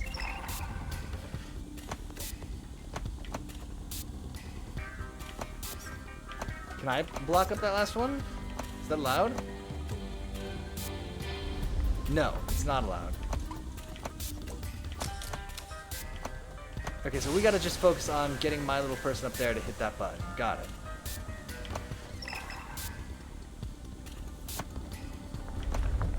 She's the goat!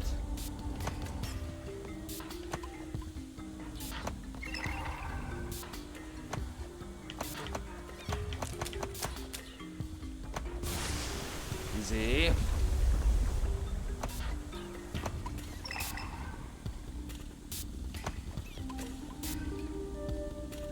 How did I get up there before? I guess if I just wait till the very end on the blue side here. Yeah! Nice. Alright, here comes a new thing. Don't press any directional buttons. That's not what we need right now. Proggy Friend says, what's your favorite Golden Age film? Ooh. If Dial M for Murder counts, it might be Dial M for Murder. Oh no, I'm wrong. It's Charade. I'm sorry. Charade is my favorite movie. My favorite Golden Age movie. Hey, what's going on in there? It's getting hotter. Charade, 10 out of 10. Highly recommend. Not just because the main character's name is Peter, although a little bit because of that. And he's played by Cary Grant, and he's amazing. So Funny says, what is Golden Age? That's actually fair. I don't really know what makes that distinction. God damn it! The fucking sorry. Sullivan's Travels. Sorry, we keep basically accidentally tabbing out of this.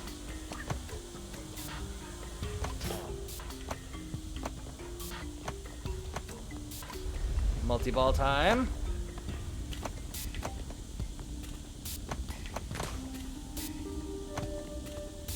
Here we go. One more. I haven't seen Sullivan's Travels. I'm gonna do this. Oh, I see how we do this. Okay. Got it. Easy. I don't need more fruits. This is out of control! Oh, did we do it? Nice. Alright, we gotta do 4 now. 1910s to 1960s. Talkies, but not blockbusters, if you will. Got it. Yeah, charade or dial M for murder. Or wait until dark. But probably charade. Is my answer. Okay, this is a very multi-ball situation.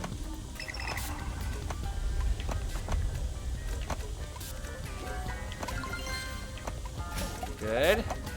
Something happened. And Giant Spatch says you would like Sullivan's Travels. It's what Oh Brother, Where Art Thou is based on. I did like Oh Brother, Where Art Thou.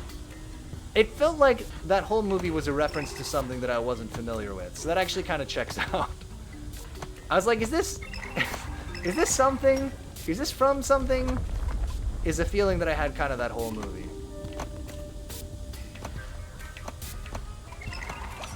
Although, you know, with the Coen brothers, it might just not be. Sylvander says, so no airplane? Oh, I do love the movie Airplane, but no, I would think so. And John Spatch says, it is! It's from Sullivan's Travels, lol. Checks out.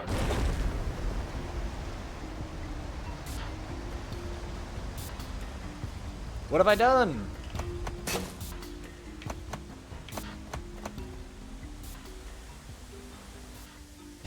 Oh. Oh, it's all good. Huh, that was a close one. For a minute, I thought both our hams were gonna get steamed. He's talking about our butts. Just by the way. God damn. Is Signalis opening? Why? Sorry, a million apps just launched. I think it's playing Signalis now. I actually really did not want that to happen. Alt F4. Okay. That was weird. Pierogi Friend says, did you read Ethan Cohen's review of Joel Cohen's Macbeth? No. Get out of there. Let's talk. Alright, here I come.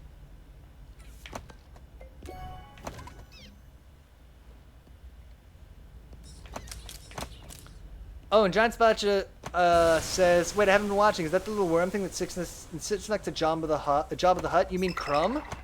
Salacious Crumb? You know his name. Don't pretend to not know Salacious Crumb's name. I know you know it. Sylvander says, I want to play more Diablo, but I'm doing my best not to like it. I need to go to bed. Listen, it's a fine game, I bet.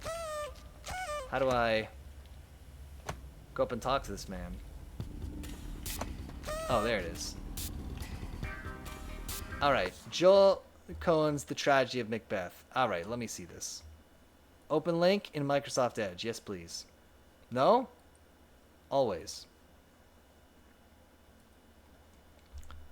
And Giant Spatch says, it's true. I know Salacious Crumb. And so it says, Pierogi Friends here, are you going to play Diablo? Okay, I'm reading The Tragedy of Macbeth. Let's do this. The way we're capturing this, we just gotta change the window here. Bam! Ethan Cohen is a 4-time Oscar winner who recently joined the I Might Be Wrong as junior film critic. In The Tragedy of Macbeth, I don't want to subscribe. No, continue reading. Who has 18 prior films to credit? It's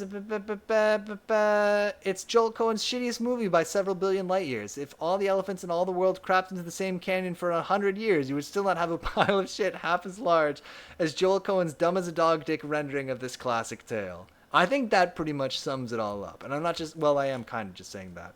But read just up to the reveal. Yeah, it's okay, let's do this.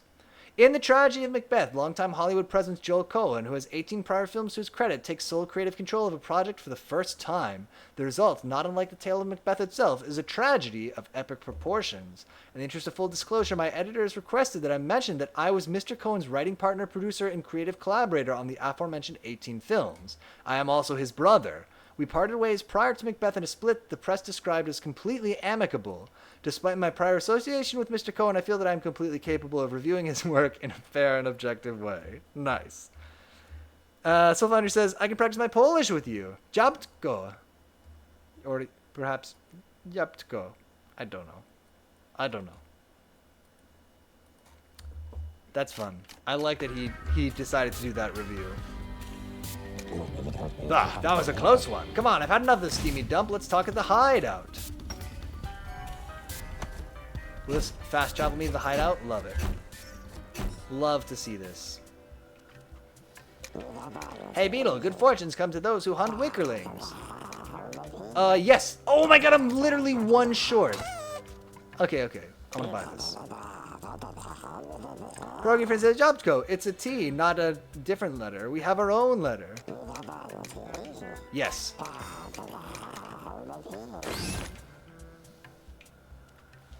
Alright, let's talk to this man. It's Crime Man. Giant Spatch says, why can I remember Salacious Crumb, but I cannot remember to close my Jira tickets? Because you don't want... this is the thing. I'm going to be really real with you. You don't want to close those Jira tickets, right? You don't want to close those Jira tickets. You do want to remember Salacious Crumb. He's a little weird, creepy guy. He's a delight to remember. Jira ticket closing, not a delight to remember. I really don't think that it's more complicated than that, if I'm being real. Sullivan says, I know, I cannot download a Polish keyboard. You had a letter for me? This is a real bad. The entire island will be done for unless we find out what's wrong with Mokuba. I'll leave for the village straight away. If you need to get back there as well, the beeline is the fastest way. It'll cost you some fruit to activate, but it's well worth it. You'll find a hop-on the left balcony. I better hustle now. I'll see you back in the village, Beetle. And Progy Frenzy says, Salacious Crumb is such a dope name. Almost as good as, oh god, what is his name? The guy, the Death Sticks guy. We looked up his name the other day, and now I can't remember it. It got a bit too hot for me in there. Those Skullgangers are a crazy bunch. Now we just need to find the last chief, and then Nim can go ahead with the ceremony of healing. Let's go. Alright, I'll be right back. I'm gonna run to the bathroom real quick, so you're all just gonna enjoy this music real quick. Giant Spatch says, you wouldn't download a Polish keyboard. I'll BRB in 3 minutes. Alright. Huh.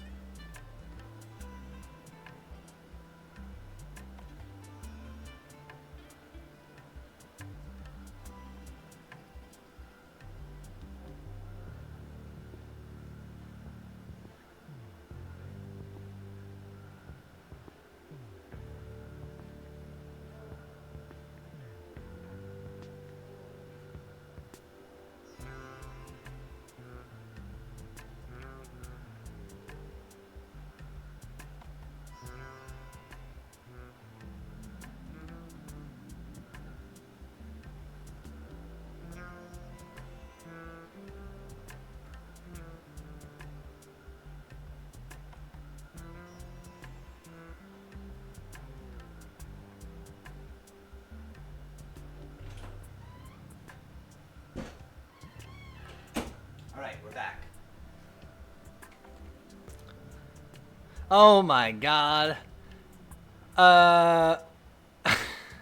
Program says, oh yes, and the name of that genre of space music. Ah yes.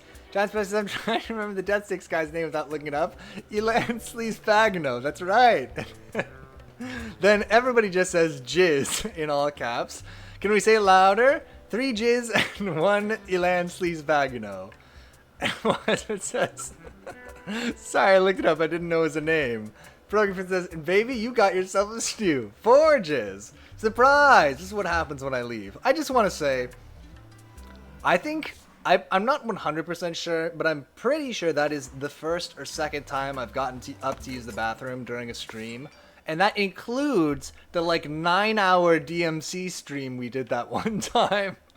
The extremely misguided stream where I was like, oh, I'll play through all of DMC on the harder mode in one night. And then it went for like 9 hours and we still didn't finish. Even then, it's been 2 years! It's been like 2 years and this is the first time. So anyway, I don't need to defend myself any more than that. Giant Spudge says, OMG, wow, Bladder of Steel. Brogy Friend says, the stream wasn't misguided. It was blocked completely. Giant Spudge says, DMC is good, though. It is good. It is good. I thought because I beat the game on easy mode in like 7 hours that I'd be able to do the whole thing in one stream on the hard mode. And Lord, that was not the case. Where are we going next? We've got 2 of these guys now. I guess we gotta go down to the Underdark. I'm not sinking though. Well, let's go to the village first. Mercy. Someday we'll do a 24-hour stream. Don't tell anybody about that, but someday we'll do it, I bet. When we reach, what did we used to say? It used to be like a serious thing, but I think I think it's become a joke that I was like, oh, when we get 240 followers, then we'll do a 24-hour stream. And that's something that I've been saying like literally since we had 11 followers. And I think we've just like I don't want to put a damper on this whole thing, but I think being real, we'll never get there. We're at like we floated around like 100 to 110 followers for the last year probably, and that's where I'm comfortable being. Don't get me wrong, but I don't think we'll ever get to 240. So if says I can't stay up that long, you don't need to. There would be no need. Literally, like at one point I thought it would happen, and I sat down and I was like, what kind of stuff would we do on a 24-hour stream? There was no need for this. It was very misguided. And like when I think about the things that were on that list, they're very reflective. I was like, oh, we'll play Heroes of Might and Magic 4. That's gotta be in it, because that's something that we do all the time. We'll play One Step from Eden. That's gotta go in there. So I says, Giant Spatula, how can you mod that long? And Giant Spatula says, I cannot mod that long. I'm not even here for most streams. Exactly. And Wiseman says, 24-hour Peglin. Honestly, that might not be a bad way to go. It would be a bad idea to do a 24-hour stream. There's not... It would just be dumb. Your Skvander has turned into a fat Skvander. This rainbow creature lays eggs that appear in bubbles, bringing awesome fortune to those who pop them. Sleep on camera. People do that. I heard actually a really funny thing from a stream where somebody was like, I can't remember what it was, but they were playing some game and they were just trying to make conversation. And one of the guys was like, what is your preferred way to pass away, basically? And the guy was like, oh my god, I want to be doing like a subathon, and I want to fall asleep on camera and just pass away in my sleep. Would be my ideal way to go, which is pretty funny. Anyway, so Soulfish says 24-hour FF10. I'm so grinding that game. Giant Spatch says I can never remember One Step from Eden and always call it East of Eden by accident. Well, like everything is called East of Eden. My God, there's too much stuff called East of Eden. We don't need. If you're thinking of naming something East of Eden, just don't. And Giant Spatch says that's dystopian, Lamau. Yeah, no, it's pretty grim. I don't deny it. But it tickled me. Anyway, people do that. They do sleep on stream, but it's a bit weird. I probably wouldn't do it myself. Should we play One Step from Eden sometime? One Step from Eden. Someone says let's name it West of Eden then. One Step from Eden had like a big update, and I think it's become kind of like weirdly multiplayer focused. I don't know. Which is like good for them. Don't get me wrong. Good for them to be multiplayer focused and find a community of people who are hardcore playing, you know, One Step from Eden competitively. But that's not how I want to play that game. But we might play single player sometime. That'd be fun. Anyway, it's a good game. In conclusion, it's a good game. You know what? We need more money. That's what we need. West of Dystopia, west of Olympus. Yeah, what's kind of like an Eden analog, I guess we would need. A good city name that's like Eden, but not Eden. I guess you could do like El Dorado, west of El Dorado. And that kind of works too, because El Dorado is to the west. Not that Eden is particularly to the east necessarily, but Promised Land. The Promised Land. Alright, where am I going? I'm literally just trying to make 20 bucks right now, right? Or not even that, just $17. Without hopefully going too far away, but we may be doomed. Gamer Paradise. West of Gamer Paradise, aka that internet cafe that I went to on Senior Ditch Day in the year 2010. Apple iDen. Are you guys gonna get the iDen? Sure, it's $43,000, but it looks good. The iDen looks good, dude. Time to get the iDen, is what I'm trying to say. Just take out a loan if you need to.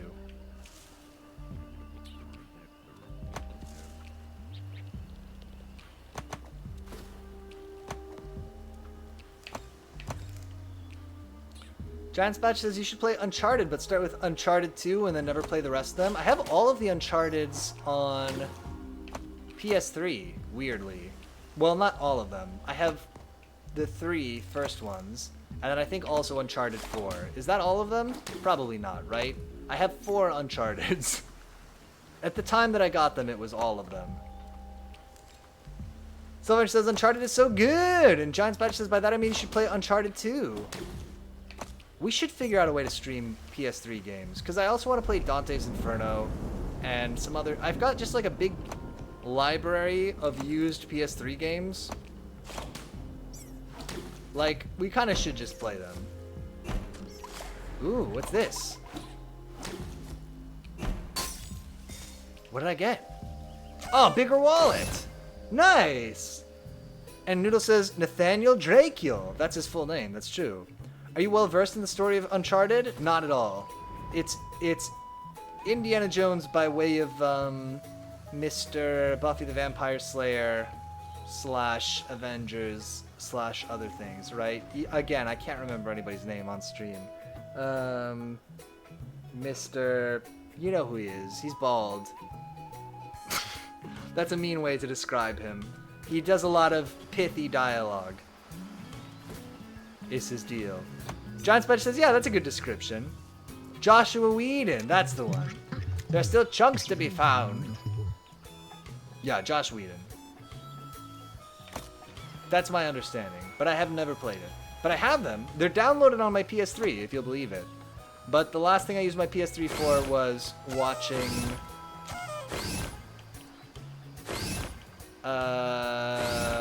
Aeon Flux cartoons. Alright, well we got fucking... Am I only getting one of these at a time? I see! I can only hold one at a time! I was like, man, there's a lot of packages here to pick up. Alright, I get it. I understand kind of now.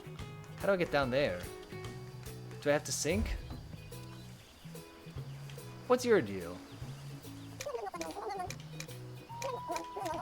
No, we need something else to be able to do things with him. I still don't even have $80. Ugh. Giants Badger says, this is basically the same game as Death Stranding, just with pinball controls. That's exactly correct. Kojima was like, I'm a huge Yoku's Island Express fan. I feel like we need to do that, but with less pinball. And then that's what they did. Noodle says, we follow parkour man Nathan Breaks Drake, parkouring and draking over them dumb baddies, which ironically enough, you've probably killed more people than entire mercenary groups to find treasure and lose it for the greater good. Well, that's the other thing I guess I know about Uncharted, is it's the big ludonarrative dissonance game, right? When people talk about that and pretend that they care about it. I shouldn't say people pretend to care about it, but they do, right? They pretend to care about it. They bring up Uncharted. Giant Spatch says Noodles has it, and how you're like a good dude, supposedly, but then you murder dozens and dozens of people. And Giant Spatch says, no, that's Bioshock now. I see. Oh, we could do that. Let's go over here. Ludonarrative dissonance. It's so weird that the gameplay is not the same as the story. It really ruins my immersion.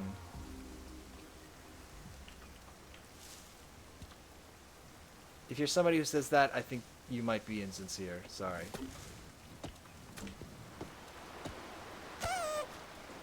And Giant Badger says, Bioshock is the franchise that coined ludonarrative dissonance, to be frank. Ah.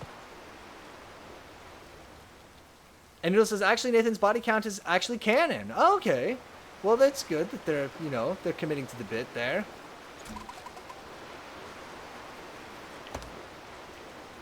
And Giant Badger says, Uncharted is Naughty Dog doesn't know how to actually make games.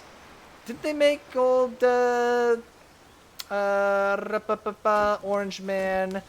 He's a pig-footed bandicoot. Crash Bandicoot.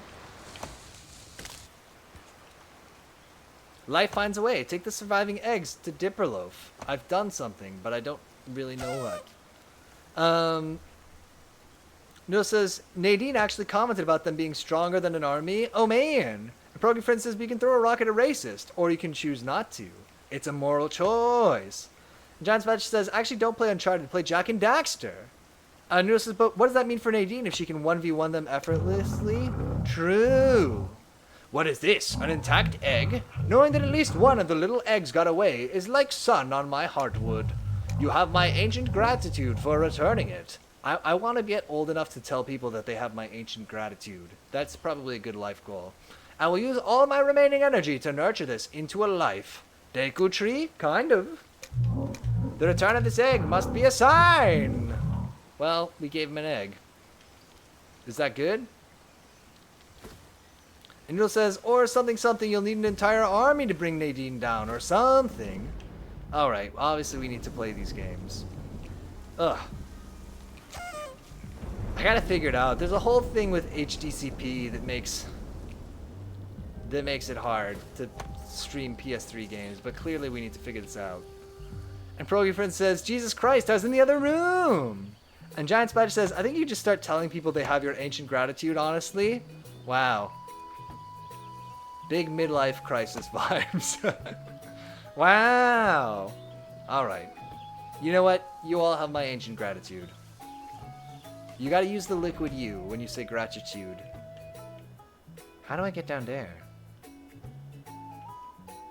You have my ancestors' gratitude. True. Oh, Giovanni is up there in heaven, being grateful. Or hell, wherever he is, he's grateful. I don't... I shouldn't imply that my ancestors are in hell, but who knows? Who knows? Who knows? You know what? They are. Canonically, my great-grandfather Giovanni is spinning in hell. Not in his grave, in hell, but he is grateful, and that's what's salient here. Okay. Neil says, my ancestors, Gunga Lunga, Oonga Boonga. Oh, I love that meme of the, like, person who made the little, it's like a Tumblr post, of the person who made the weird little clay thing, and then it's people being like, oh, if your ancient ancestors could see this, they would love it. And it's like, Australopithecus. Yes! Yes! The clay, I did a terrible job explaining that. Let's take a look. A little weird clay man. I'm doing a bad job explaining this. Come on. Come on. I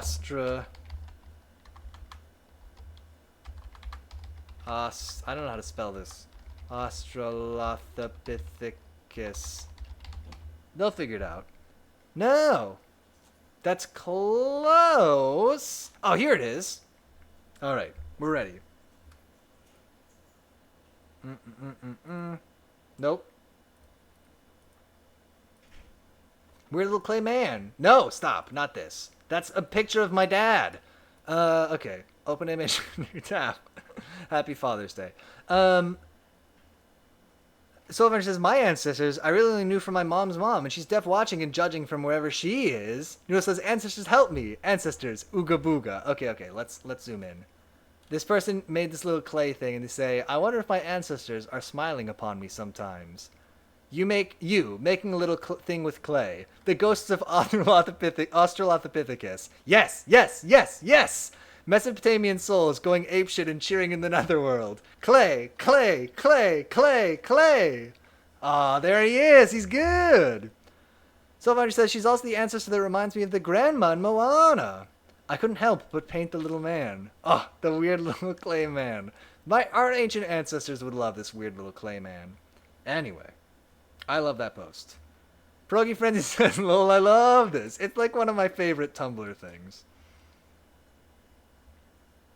Oh. Alright. Where are we going? What are we doing? And Giant Spatch says, I love a fucked up little guy. And Noodle says, oh god, I remember digging for clay in my backyard when it was soil, and I made clay cubes. That's good. You got some nice clay there. We need $80? Oh my god, it's just like my real life. Everything I want to do, I gotta have $80. You want to play laser tag? Lazy tag? $80. Pierogi Friend says, oh crap, did we do hero clicks? We did! I'll show it to you. This is a special extra treat. It was Black Widow, but it was a really sweet sculpt, so I gotta show it to you, where she's like swooping in or something. It's a pretty good one. It was Widow! Bill says they weren't great and melted when it came into contact with water, but it was definitely my greats to the 12th grandmother's genes. Being just like, yes, clay stuff. I think I wasted my money there, by the way. We're trying to make $80, and I think that I wasted $30 on something foolish. Bit of a bummer.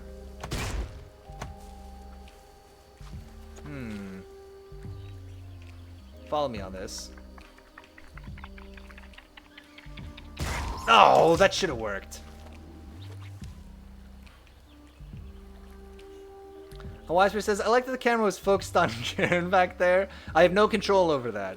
On the old computer, I used to be able to control the focus, but now it's totally up to the fates. It says, surprisingly, there's a lot of natural clay in old dry soil. And then Wiseman says, real star of the show. And Giant Badger says, that's fine. You'd be a great CFO for a tech startup. Wait, why? I wasn't paying enough attention. There is a Wickerling tracker inside, just as well that I didn't get in myself then. Some people collect Wickerlings, believing them to be filled with divine essence. Superstitious nuts, if you ask me. I put my faith in science. Bill says, I remember filling a bucket with shitty clay. Listen, there's something to be said for shitty clay.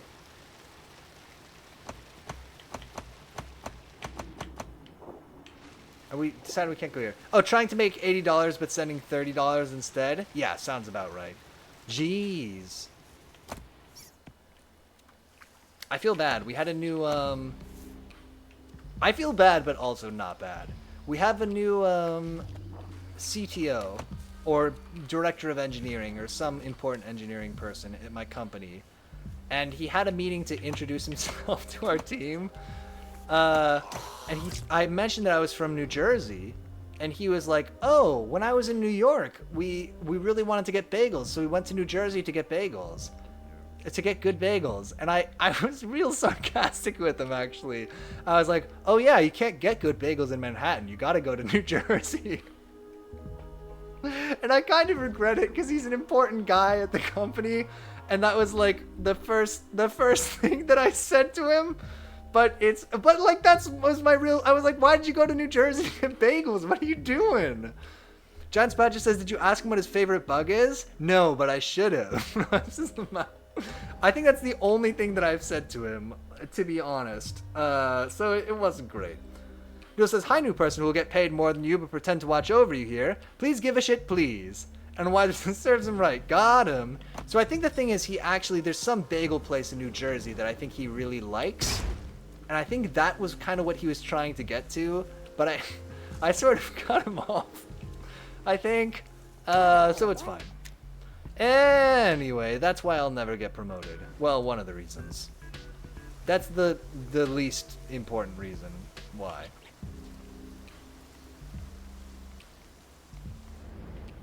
Arguably, this stream is a reason why I never will. Anyway. He seemed nice. I felt bad, but also, what are you doing going to New Jersey? You're in New York. Just get bagels in Manhattan. It's like there's great bagels in New York, famously. It was very weird.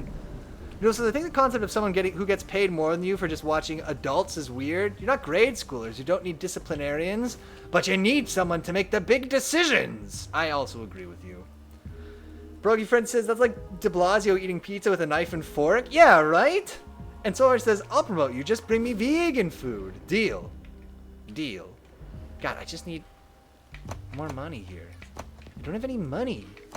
Okay, here's the way we can get money. Let's grind up in this pinball game. Oh my god, look how much goddamn fruit there is. Oh my god, how does Signalis keep launching? Why? Signalis, I keep hitting a button on the controller that somehow launches Signalis, which I can't tell you how much I don't want that to happen. It's a fine game. It's a fine game. I'm done playing Signalis. I don't need a button on the controller to relaunch it. Good gravy. Alright, do I have $80 yet?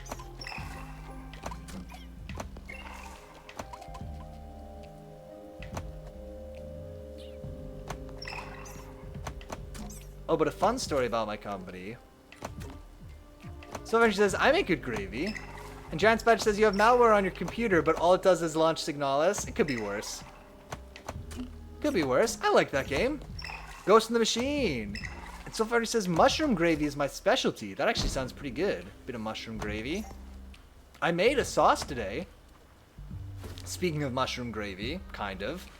I fermented some jalapeno peppers from my plant, from my jalapeno plant, along with some bell peppers and some garlic and some other little bits of flavorful stuff, and blended them all up into a sauce. It's pretty good. Gotta be said. Alright, we're down here. This feels like a whole new frontier. I don't really have enough money. Noodle says, Piotr's iconic jalapeno pepper plant. I have 2 of them, but you know what? I'm gonna be real with you. They are besieged by aphids. They really, really honestly may not be long for this world. I have been spraying them with neem oil. I've crushed with my fingers probably like literally hundreds of aphids in the past 2 weeks. I don't know though. They're doing bad. They're losing lots of leaves. The ones that they have a lot of damage. All the other plants are fine. I've got like basil plants right by the pepper plants that have no aphids, no problem. But it's terrible.